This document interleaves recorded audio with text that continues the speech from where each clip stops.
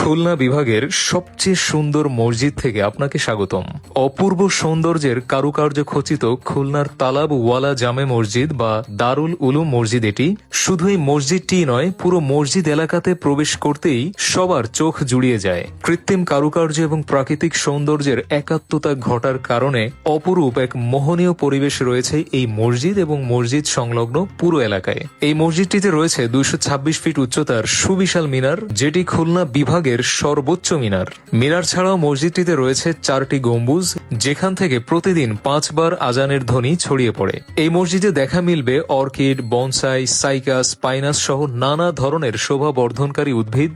মসজিদ এবং মিনারটি পুরোটাই সাদা টাইলস দিয়ে তৈরি করা। মূল মসজিদটির ভেতরেও প্রাচীন এবং ঐতিহ্যবাহী বেশ কিছু উপাদান দিয়ে সুন্দরভাবে সাজানো রয়েছে। কাঠের উপর খোদাই করা কুরআনের আয়াত, কাঠের তৈরি বিভিন্ন আসবাবপত্র এর মধ্যে অন্যতম।